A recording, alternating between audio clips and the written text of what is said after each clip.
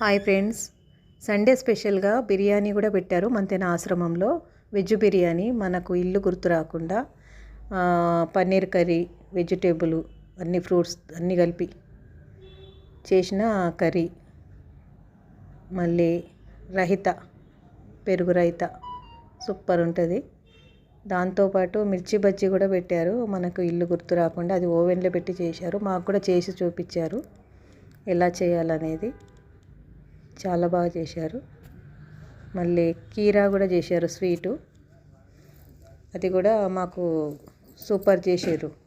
సాబ్దాన్ కీరా స్వీటు కూడా తినాలనిపించే వాళ్ళకు.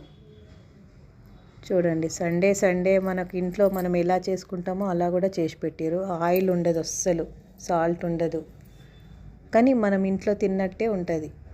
సూపర్ ఉంటుంది. చూడండి ఫ్రెండ్స్,